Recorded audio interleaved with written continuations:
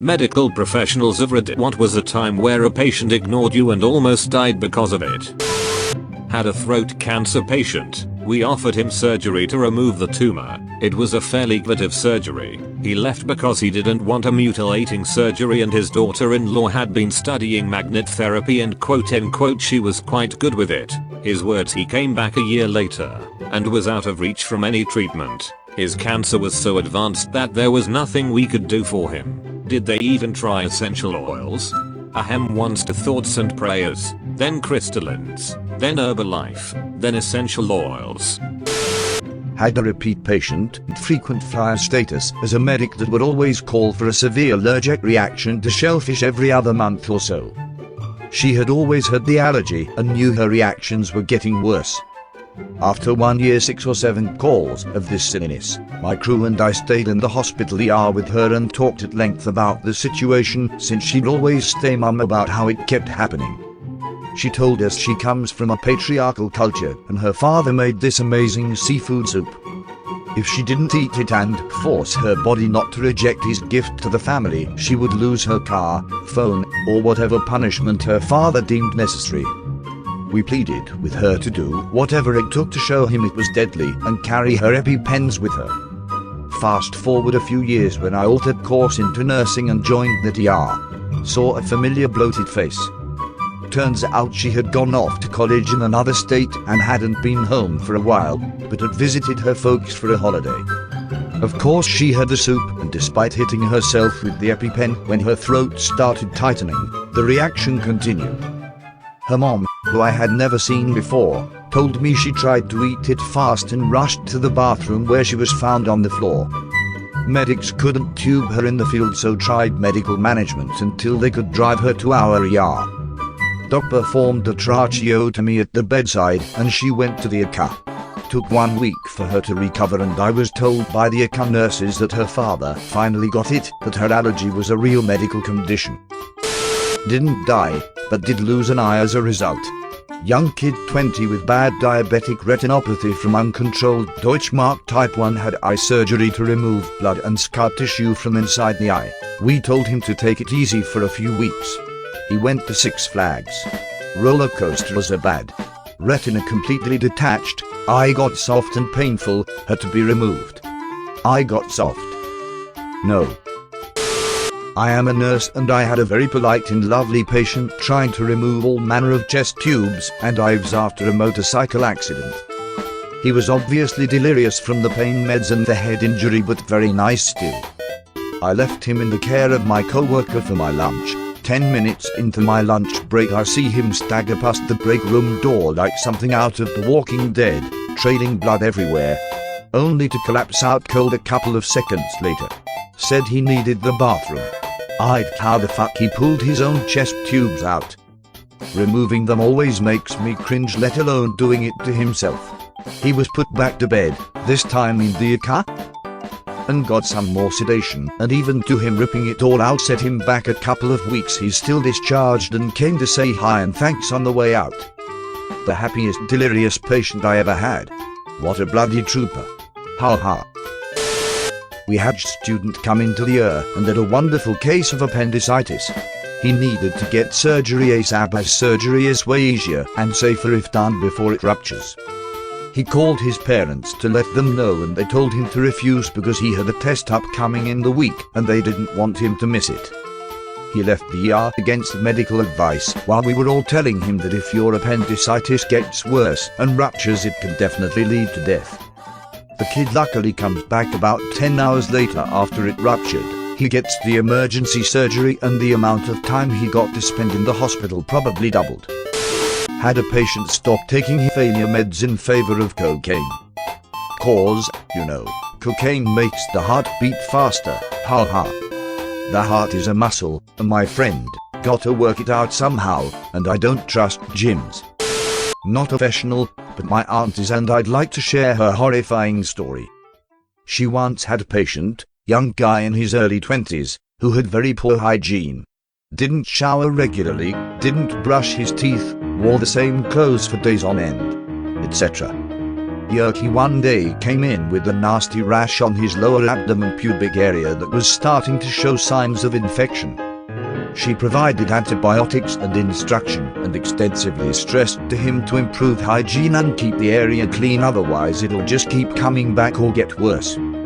Well, as the story goes, he didn't pick up the prescription and apparently chose to just keep putting Andy-Gold ointment on the area. She later found out he ended up in the ER after going into shock at work. Turns out he ended up getting gangrene in the area and it had spread to his penis and scrotum, which had to be removed. Alright, pack it up, we're done here. Can we ship it? If so, it could be a package. We cannot. His package is gone.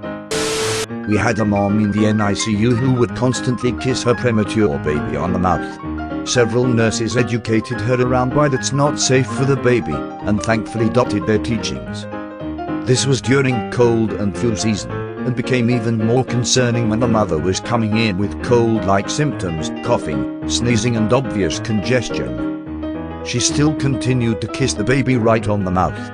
The baby was almost ready to go home by this time, but got extremely sick. The baby ended up on a ventilator and had quite the extended stay with many, many close calls. When I was in medical school, had a gentleman in his late 60s come in for chest pain, found to have a large heart attack, very impressive STEMI lad by EKG. Refused emergent cardiac catheterization, go through the arteries and put a stent to open up the vessel of the heart so he could bring his car home, and planned on taking an ambulance back to the hospital. He was in the parking ramp and it cost $20 to park. Came back by ambulance in full arrest, no pulse, and died. Doc had to call his son and explain what happened. He was like, "Yeah, that sounds like Dad. He's always been cheap." My grandpa is the patient. Come straight back if you have any chest pain. He didn't back, and this is what followed. Blood clot traveled to his brain. 3 strokes. Bleeding on the brain. 2 more minor strokes. Paralyzed left arm and right foot. Broke his aphasia. He went from being a man nearing his 80s who was old school. He worked as a school crossing guard, grew all of his own vegetables, fed the birds, built tables, biked 6 miles on the weekends, walked everywhere, and was still able to play darts despite his eyesight being that of a visually impaired gnat, because he knew the board so well. He went from that to living in a care home and unable to talk. Has he lost his stubbornness? Nope. He won't do his rehabilitation, and so even though he could get his speech back to a decent degree, he doesn't want to do the therapy, and using communication cards humiliates him. So we're left trying to decipher random eyebrow movements so we can guess what he's trying to say. One of these days, I swear on my own bloody eyelashes, that I'm going to shake him until his teeth rattle. Him and his brothers. They're all the bloody same. My uncle, Granda's younger brother, didn't go to hospital at all and was found on his bedroom floor, whimpering. He had flipping sepsis.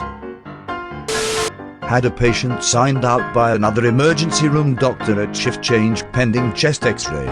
CXR showed aortic dissection. This guy should have been dead already. Being a small hospital, level 3 trauma center in the middle of nowhere, we called the closest level 1 for a transfer. Ambulance shows up for transfer and the guy decides he's not going. He's got enemies in that city and they'll kill him. After a standoff in the ER hallway involving security, police, EMTs, multiple docs, nurses, and a very scared scribe, the guy, a very large man, gets on board with the plan and decides not to leave her MA. Later, we find out from EMTs he tried to jump out of the ambulance en route to the other hospital. Once he arrived, he left the MA no clue what happened to him after, but dang, the dissection was insane. Patient supposed to have starved for 8 hours for her morning scheduled breast surgery. During the procedure she regurgitated what could only be described as a full partially digested English breakfast, with identifiable sausages, egg, beans and possibly black pudding, up into her unprotected airway and attempted to inhale the lot.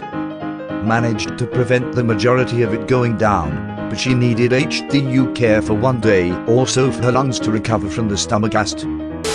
Patient came to see me having hook due to a blocked brain artery. I'd activated the cold stroke team. Everyone was ready in the theater to get the clot out of her artery. Nurses, anesthetist, technician, but she, being 42, insisted on updating her Facebook status and checking in before allowing me to treat her. Wasted 3 to 5 minutes and 6 to 10 million brain cells if she had that many to start with. Not necessarily the patient, but the caretakers at the facility where the patient was living. I used to visit different board and lodge facilities for adults with mental illnesses and meet with clients to discuss their mental health, help them set up job interviews, therapy sessions, and help them set up their medications for the week if they were unable to do it themselves. Most of these facilities were places for people who had left the hospital and were deemed independent and stable enough to have the freedom to come and go as they pleased in a shared living situation, much like a dorm. Despite having a place to stay and food provided, they were usually pretty poorly supervised by the mental health staff workers there. I often hated these places because, while they were ideal for some people who were truly getting back on their feet and thrived off being able to live a semi-normal independent life, they were way too lax for many of the sicker, more isolating patients who were not at all well and slipping under the radar. Some of this included them not taking their medication as directed, which was one of the requirements for keeping their housing, but unfortunately it was not strictly enforced. There was one man who had paranoid schizophrenia who was extremely quiet and kept to himself. I had met with him a few times and he seemed to be going downhill in his appearance and general mood. I spoke with his doctor and urged the facility staff to closely monitor him and his medication intake, as I saw in his logs that he often skipped coming in to get his medication at all. I was told that they were going to be sitting down with him to remind him of his living agreement and that he had 30 days before losing his housing if he wasn't med compliant. I was also told that his psychiatrist was aware and they may be sending him back to the hospital that week. Apparently this never happened and he went out into the community and acquired a knife and used it to slice up his roommate while his roommate slept. He carved him from mouth to ear and stabbed him in the stomach several times. The man survived the attack, but the man who had gone off his medication claimed he was being poisoned by his roommate through the window act unit. For anyone with a violent incident like that on their medical report, it is incredibly unlikely he will ever be able to find a better rehabilitation house ever again that will accept him. The system basically screwed over 2 people that day, as the man who was hurt was already there for PTSD, and as you can imagine, it not only scarred him physically for life, but exacerbated his illness with more trauma.